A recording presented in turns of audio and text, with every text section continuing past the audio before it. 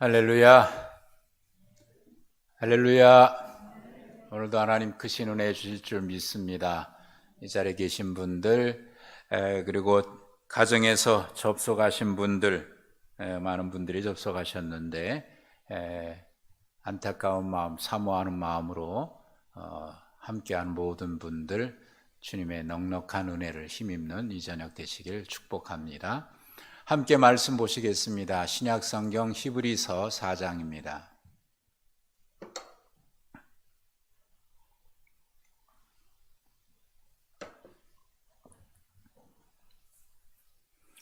히브리서 4장 14절부터 16절.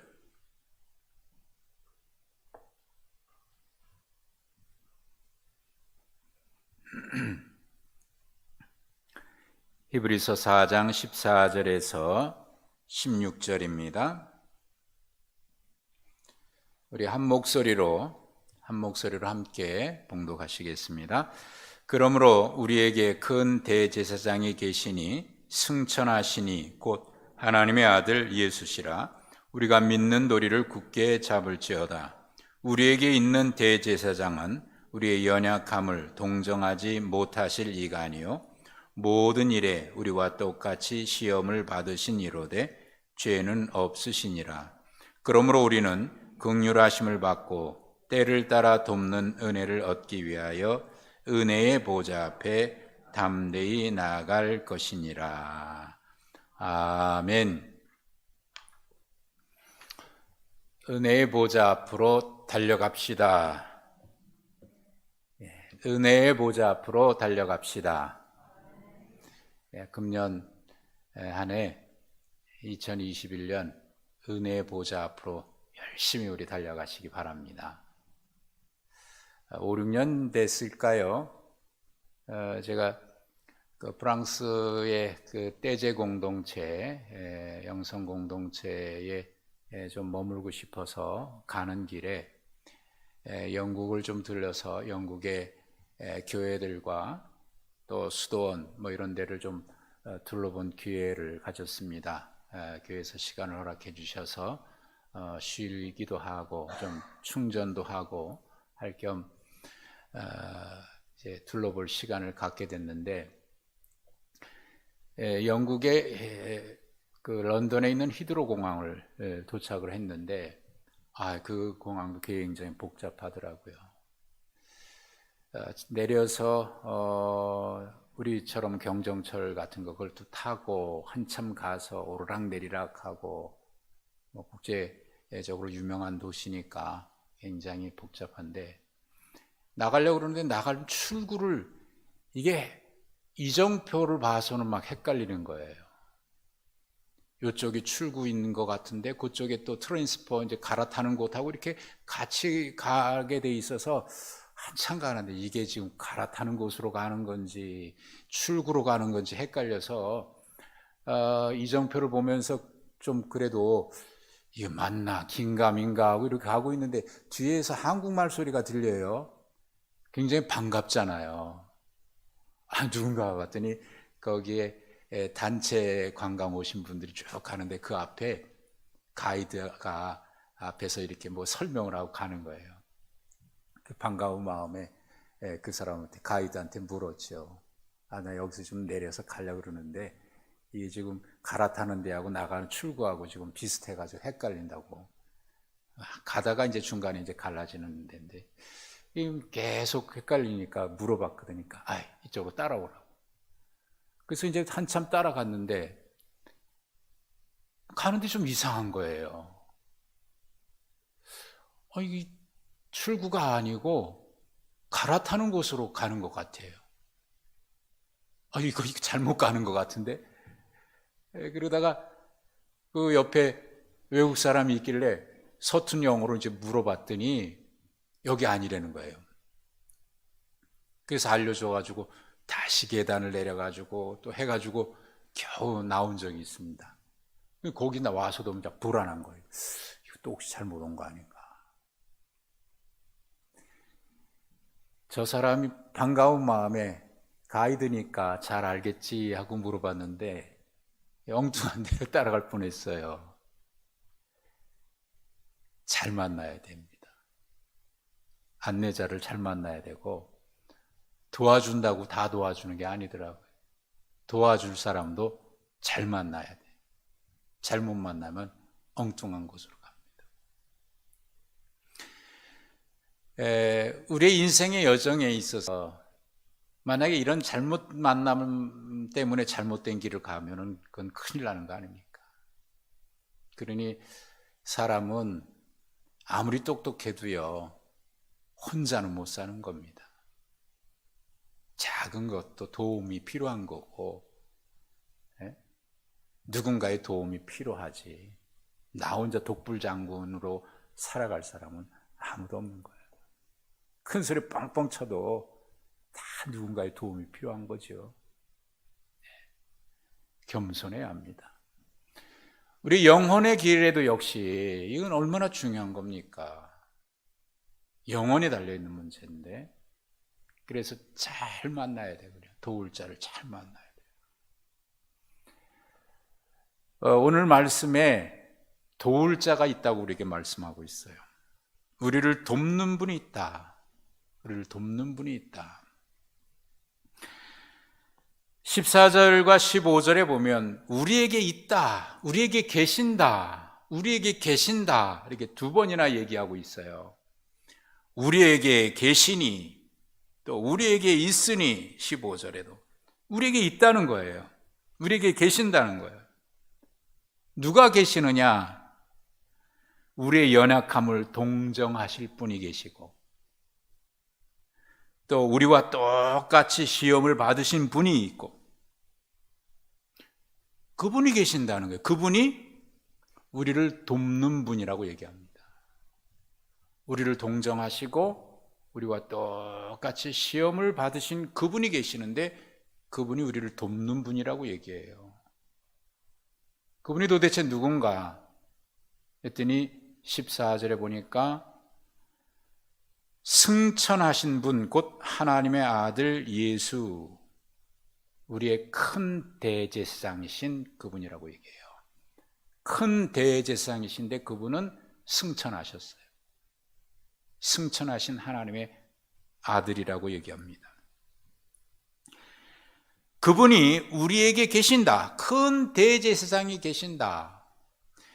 여러분, 이 큰 대제사장이라고 하는 것은 대제사장이 있죠. 이스라엘의 예루살렘 성전에는 대제사장이 있습니다. 제사장이 있고 대제사장이 있어요. 그래서 대제사장은 1년에 한 번 지성소에 들어갈 수 있어요. 그 사람만. 대제사장만. 그것도 두려운 마음으로 지성소에 들어가죠. 그게 대제사장이에요. 근데 여기는 그보다 더 큰 대제사장이라고. 그러니까 이 큰 대제사장은 승천하신 하나님의 아들 예수라고 그랬거든요. 그러니까 그분이 들어가신 곳은 어디냐면 하늘이에요. 하늘로 가신 거예요.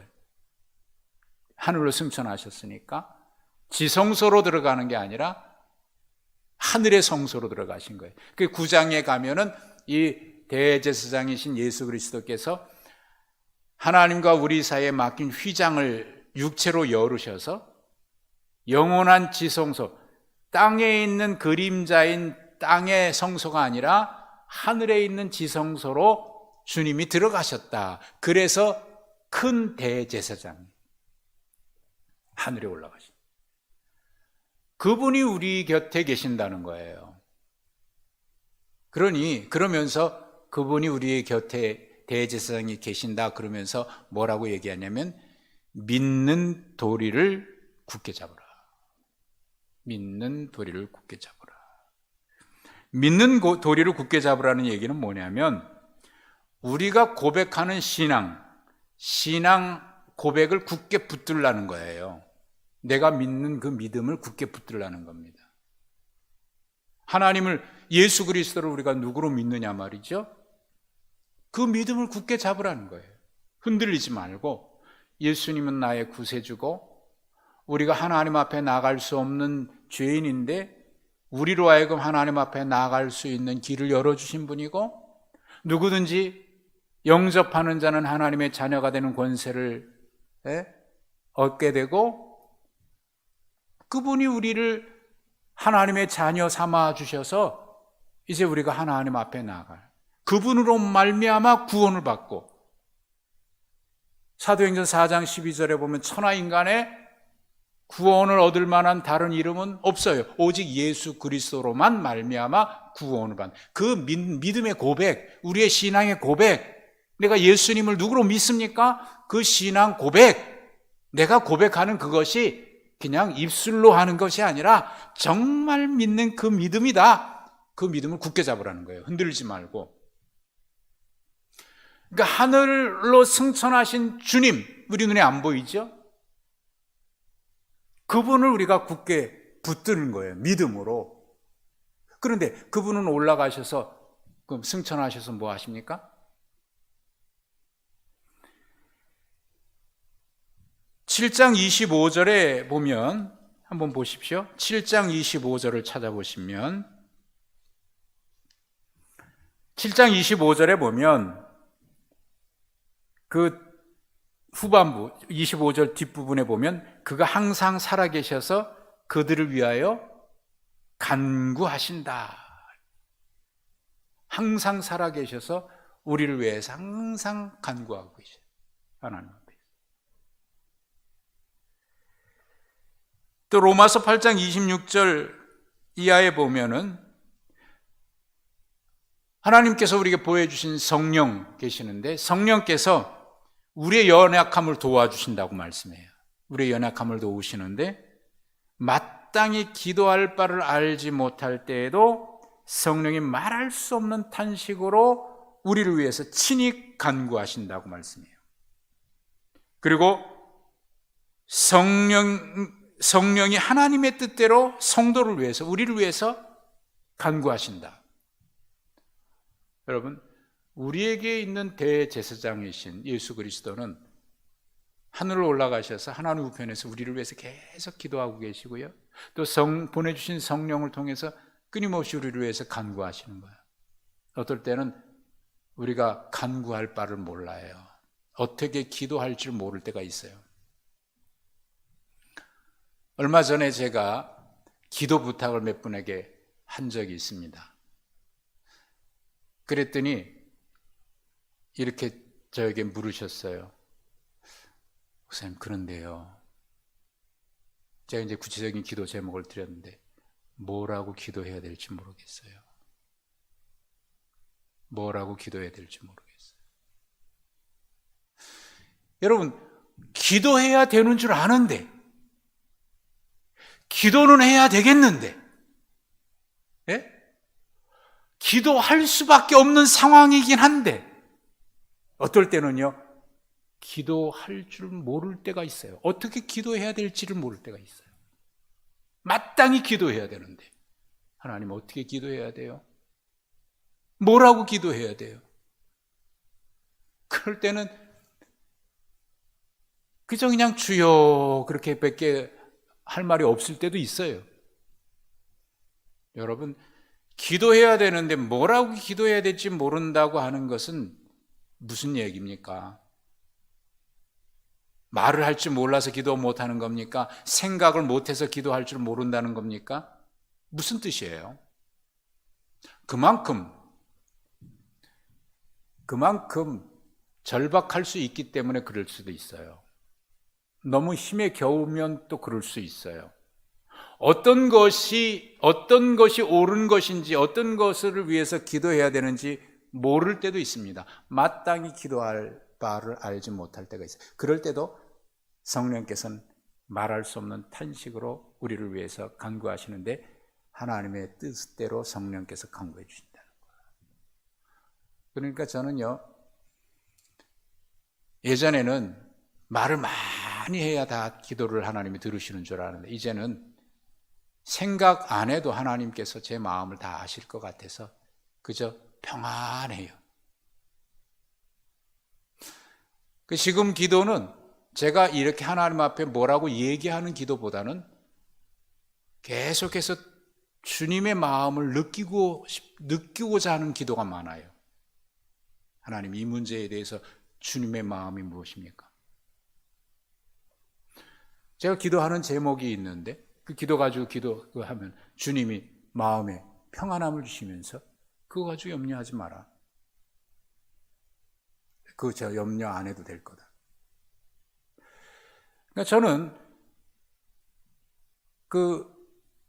저도 그럴 때가 있었거든요. 어떻게 기도해야 될지 모를 때가 있어요. 근데 지금은요, 기도하기보다, 물론 제 마음에 기도해야 될 제목이 있어요. 그런데 그 문제에 대한 하나님의 마음이 어떠신지를 자꾸 이렇게 묵상하게 돼요. 주님의 마음이 어떤가? 주님이 어떤 마음을 주시는가? 그 말씀 안에서 그걸 자꾸. 우리에게 있는 큰 대제사장이신 하나님 앞에 올라가신 그분은 우리를 어떻게 도우시냐? 이렇게 도우시는 분이에요. 그 믿음의 도리를 굳게 잡으라는 거예요. 하나님이, 우리 주님이 그런 분 아니십니까? 그 믿음 흔들리지 말라는 거예요. 어떤 사람들은 기도하다가 응답이 없는 것 같다고 하나님이 나를 버리신, 우리 주님이 나를 안 사랑하시나 이렇게 흔들릴 이단들이, 또 사탄이 와가지고 그럼 흔들려. 아니야. 우리 주님에 대한 그 믿음, 끊임없이 우리를 위해서 간구하시고 성령께서 말할 수 없는 탄식으로 간구하시고 성령께서 아버지의 뜻대로 우리에게 간구하시고, 그 믿음 굳게 잡으라는 거예요. 딴 데 가서 이상한 거 잡지 말고 믿음에 굳게, 믿는 도리를 굳게 잡으라. 우리의 신앙, 내가 고백하고 있는 그 믿음 굳게 잡으라는 거예요. 또 계신 분이 계시는데 15절에 우리에게 있는 대제사장, 그분은 하늘에 계신 대제사장이 아니라 우리에게도 계신다. 우리에게 계신 제사장, 우리에게 오신 분이죠. 육신으로 이 땅에 오셨고요, 성령으로 다시 우리 가운데 오셨죠. 그분은 어떤 분이십니까? 이 땅에 육신으로 이 땅에 오셔서 친히 하나님이 어떤 분이신지를 보여주신 그분, 그분은 15절에 있는 것처럼 우리의 연약함을 동정하시는 분이에요. 그리고 우리와 똑같이 시험을 받으신 분이에요. 동정하신다. 우리를 동정해. 여기 동정하신다는 말이 우린 말로는 이게 불쌍히 여긴다, 긍휼히 여긴다, 이렇게 번역이 됩니다만은 그 헬라어로 스프랑코조마이라고 하는 이 단어인데, 이것은 그냥 긍휼, 자비, 불쌍히 여기다, 그걸로 부족해요. 그게 뭐냐면 마치 내 심장이 내게도 있고 주님께도 있는 것처럼, 같은 심장이 있는 것처럼 내가 아프니까 그분이 똑같이 아파요. 여러분, 심장이 저 안에 있는 심장하고 여러분의 안에 있는 심장이 같을 수는 없잖아요. 그 심장이 같이 뛸 수 있습니까? 그건 안 되잖아요. 근데 같은 심장이 내 안에 있고 주님 안에 있는 것처럼 그렇게 아파하시는 거, 이게 그 단어예요. 그러니까 긍휼, 불쌍히 여긴다, 이거 가지고는 좀 이렇게 잘 충분히 그 표현이 안 되는 거예요. 이제 가끔 이제 표현을 한다 그러면 이런 거 있어요. 자식이 아프면 아빠는 잘 모르겠어요. 근데 엄마는 그렇다 그래요. 자식이 아프면 엄마가 가슴이 찢어지는 것 같은 고통을 느낀대요.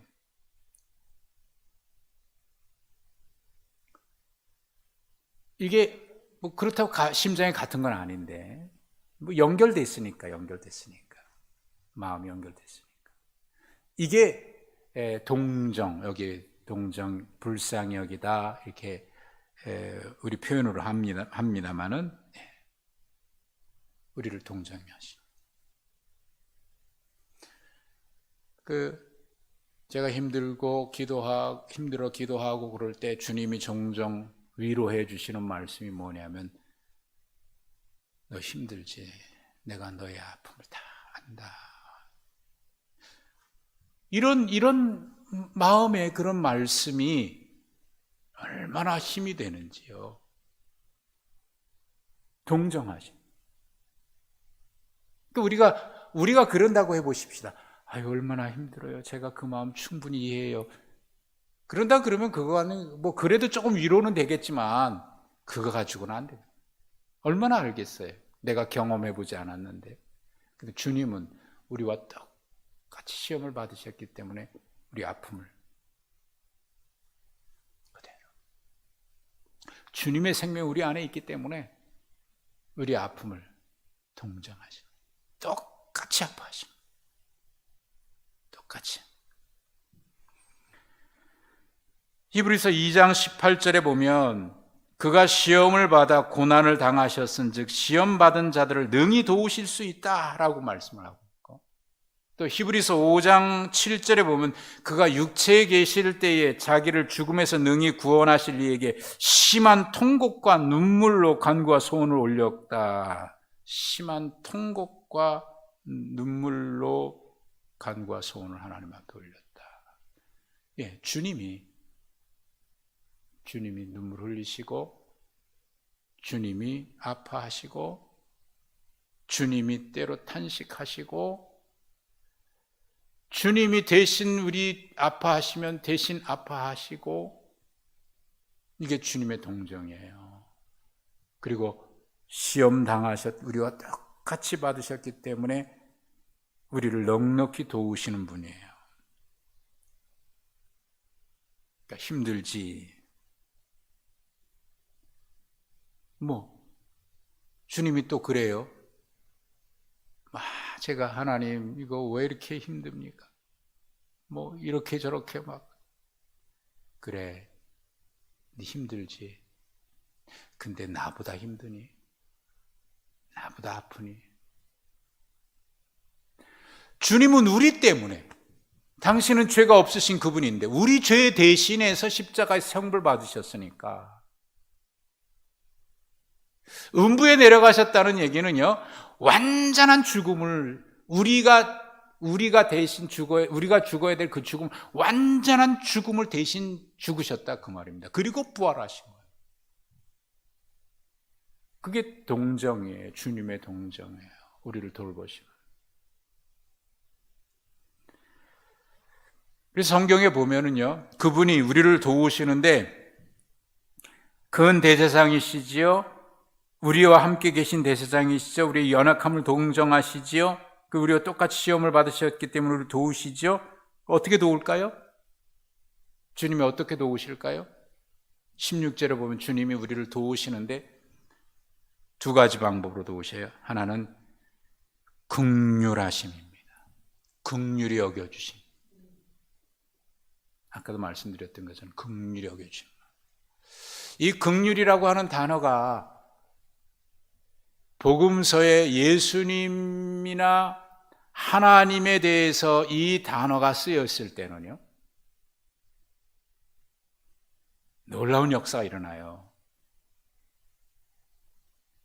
불쌍히 여기시다라는 단어로 주로 많이 번역이 되어 있고, 긍휼히 여겨주신다라는 단어로 주로 많이 번역되어 있는데, 그 단어가 예수님이나 하나님을 향해서 표현됐을 때는 그 다음엔 반드시 역사가 일어나요. 마태복음 14장에 오병이어 기적 사건이 일어나기 전에 예수님께서 백성들을 보면서 목자 없는 양 같음으로 인하여 불쌍히 여기셨다. 주님이 불쌍히 여기시면 그냥 안 있습니다. 목자 없는 양 같아서 불쌍히 여기셨다. 주님이 불쌍히 여기시면 그냥 지나가지 않아요. 오병이어 기적이 그 뒤에 일어나는 거예요. 그들을 불쌍히 여기셨기 때문에. 마가복음 1장 40절에 이하에 41절에 보면은 예수님이 지나가시는데 문둥병자들이 있어요. 문둥병자들이 예수님을 향해서 소리 지릅니다. 불쌍히 여겨달라고.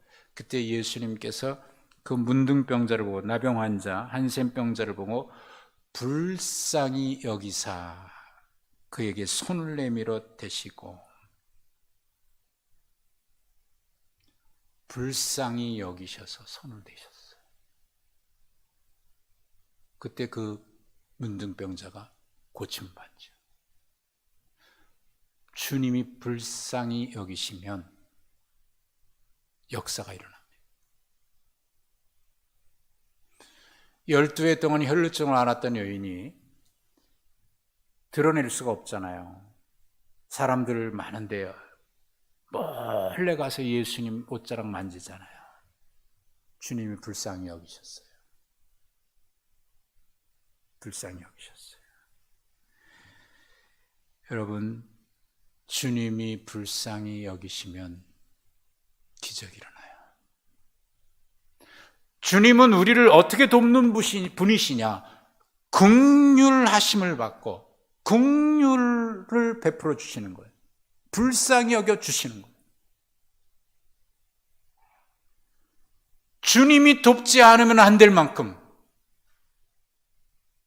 그래서 주님을 향해서 간절히 주여, 나 주 없이는 갈 데 없습니다.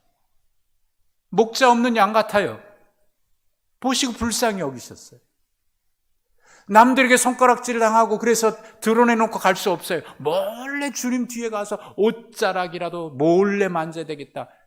그 심정이 오죽했겠습니까? 주님이 불쌍히 여기셨어요. 문둥병자 나타나면 돌 집어 던지죠. 사람 보는데 나타나지도 못해요. 나타났다가 사람들이 지나가면 부정하다 입 가리고 내게 오지 말라고. 그냥 갑니까? 막 돌 집어 던지죠. 주님 불쌍히 여기셨어요. 여러분, 우리가 하나님 앞에 불쌍히 여김을 입어요. 하나님 아니면 살 수 없으니까. 하나님 없이는 구원받을 수 없으니까. 하나님의 은혜 없이는 살 수 없으니까. 그래서 하나님께서 우리를 불쌍히 여기셔서 독생자를 땅에 보내신 거 아닙니까? 하나님의 불쌍히 여기심은 하나님이 우리 곁에 계신 대제사장이시고 큰 대제사장이신 그분은 우리를 동정하시는 분인데, 그분은 우리와 똑같이 시험을 받으셨기 때문에 우리를 능히 도우실 수 있는 분인데 우리를 어떻게 도우십니까? 불쌍히 여겨주시는 거예요. 긍휼함을 입어요. 여러분, 하나님의 긍휼을 입어야 합니다. 인간이 하나님의 긍휼을 입어야 합니다. 이 나라가 하나님의 긍휼을 입어야 합니다. 그런데 이 백성들이 어떻게 해요? 하나님이 어딨냐 그러고 하나님 없이도 제멋대로 살 수 있을 것처럼 교만하고, 하나님이 뭐 좀 복을 주시면 감사할 줄 알아야 되는데 이제는 하나님 복 없어도 살 수 있을 것처럼 말이죠. 하나님 없이도 살 수 있을 것처럼 얼마나 우리가 마음이 높아졌습니까? 예전에는 하나님의 은혜, 긍휼을 구했어요. 근데 이제는 하나님 은혜 없이도 살 것 같아. 얼마나 배불렀습니까? 얼마나 가진 게 많고. 그래서 이제는 천국도 별로 마음에 안 들어. 천국보다 더 좋은 데 살고 있으니까. 불쌍히 여김을 받을 모습이 없어요, 우리에게. 여러분, 하나님이 불쌍히 여기셔야 돼요. 예전에 제가 이 교회 부임하기 전에 저 사람하고 나하고 하나님 앞에 그저 할 거는 기도밖에 없으니까, 백도 없고, 예? 제가 감리교 다니다가 어렸을 때, 고등학교 때부터 이제 영락교회 가면서 장로교 그러니까 제가 아는 우리 장로교회 목사님들이 별로 없었어요. 그래서 하나님 앞에, 하나님, 저는요 백도 없고요 끌어줄 사람도 없어요. 저 하나님밖에 없어요. 엎드려 그저 하나님 바라보고 있는, 불쌍히 여겨주신 것 같아요. 하나님 불쌍히 여겨주신 것 같아요. 여러분, 하나님이 누구를 불쌍히 여기시겠습니까? 하나님 복 주셨는데 이제는 하나님 필요 없다고요? 불쌍히 여기시겠어요? 이 백성들이.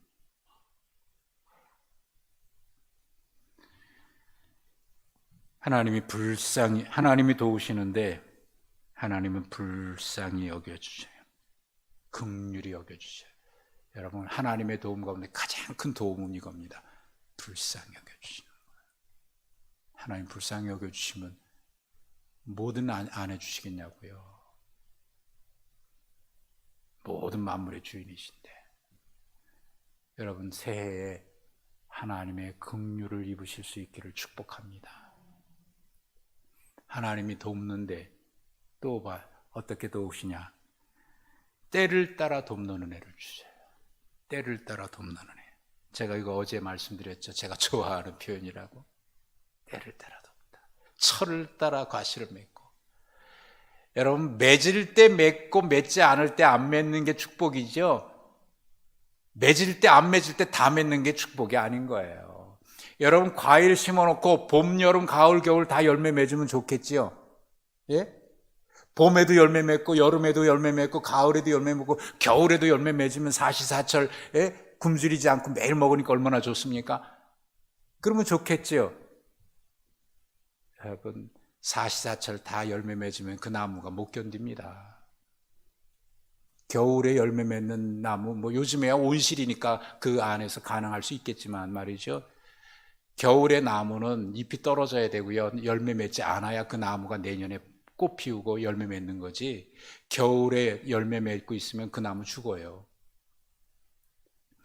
때를 따라 열매를 맺는다는 것은요, 철을 따라 과실을 맺는다는 것은요, 적절할 때 주실 때 주시고 안 주실 때 안 주시는 거지, 그냥 맨날 주는 게 복이 아닌 거예요. 때가 있어요. 때가. 눈물 흘릴 때가 있으면 웃을 때가 있고, 슬플 때가 있으면 기쁠 때가 있고, 때를 따라 돕는 은혜. 요셉이요, 억울한 종살이 갖고 13살에 17살에 노예 팔려가가지고 억울하게 감옥에 갇혔죠. 감옥에 갇혀 있어서 거기서 그래도 형통한 은혜를 입어가지고 술 맡은 관원장, 떡 맡은 관원장 같은 감옥에 들어왔는데 그 사람들은 같은 감옥에 갇혀 있을 계급이 아니에요. 사실 요셉은 노예이니까 그들이 들어올 수 있는 그 감옥에 가지도 못합니다. 요셉은 다른 데 가 있어야 되는. 근데 어떻게 보디발의 집에 있다 보니까 그 높은 사람 감옥에도요, 높은 사람이 가는 감옥이 있거든요. 근데 요셉이 거기 갇혔다가 거기서 술 맡은 관원장, 떡 맡은 관원장 만났는데 거기서 또 우연찮게 꿈을 해석해 줬는데 술 맡은 관원장 꿈대로 해석해 준 대로 풀려났잖아요. 요셉이 부탁해요. 내 꿈 내가 해석해 줬는데 그대로 복직이 되거든 나를 좀 기억해 주셔서 나를 좀 풀어달라고. 그렇게 부탁을 했거든요. 근데 나간 뒤에 깜깜무소식이에요. 성경은 뭐라고 기록되어 있는지 아세요? 술 맡은 관원장이 요셉을 기억하지 못하고 그를 잊었더라. 성경 그렇게 되어 있습니다. 술 맡은 관원장이 요셉을 기억하지 못하고 그를 잊었더라. 기억하지 못하는 게 아니라 아예 잊었다는 거예요. 그런데 만 2년 뒤에 그때 바로가 꿈을 꾸는데 이상한 꿈을 꾸거든요. 아무도 못 풀어요. 그때서 술 맡은 관원장이 그때 생각이 나서 요셉 생각이 나서 불러와서 꿈을 해석하게 하죠. 적절한 때입니다. 여러분, 잊었을 때는, 그 술 맡은 관원장이 잊어버렸을 때는 이유가 있는 겁니다. 그때 기억했으면 일이 안 돼요.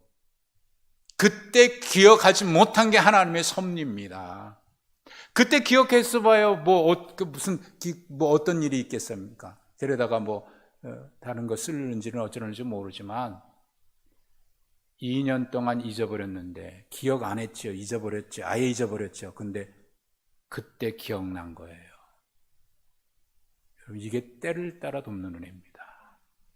기가 막힌 거예요. 기가 막힌 거예요.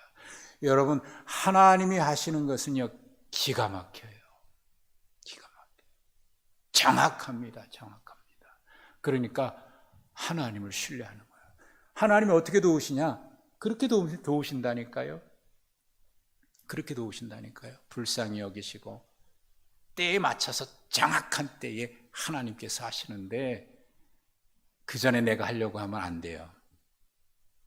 하나님이 하실 때 그때가 완벽한 거예요. 하나님은 정말 기가 막혀요. 기가 막혀요. 우리를 도우시는 분이 그분이십니다. 2021년 우리가 이해하지 못할 일들이 계속 일어난다고 하더라도 여러분, 우리가 믿는 도리를 굳게 잡으십시오. 우리에게 있는 대제사장, 그 믿음을 굳게 잡으십시오. 그리고 그분이 우리를 열어놓으셨으니까 은혜의 보좌 앞으로 담대하게 나가십시오. 담대하게. 사실 혈루병 앓는 여인이 몰래 갔지만 담대하게 간 거예요. 담대하게 간다는 얘기는 뭐예요? 내가 왜 못 가게 막아? 그게 아니고 주님이 불쌍히 여겨주시면, 다른 사람 뭐라 그래도 주님만 알아주시면 나는 괜찮아. 이 마음으로 주님만 바라보고 나가는 게 담대함입니다. 백이 있어서 담대함이 아니고 주님만 바라보고 가는 거예요. 불쌍히 여겨주시고 긍휼히 여겨주시고 고쳐주시잖아요. 우리의 소망은 이겁니다. 2021년 한 해 여러분, 은혜의 보좌 앞으로 담대하게 달려나가십시다. 하나님 앞으로 달려나가십시다. 하나님을 전적으로 신뢰하고 우리가 믿는 그 믿음의 도리를 굳게 잡고 하나님이 도우실 것을 확신하고 은혜의 보좌 앞으로 담대히 달려나가는 2021년 되시길 주님의 이름으로 축복합니다. 긍휼히 여겨주시고 때를 따라 돕는 은혜가 분명 있을 줄로 믿습니다. 하나님 감사합니다.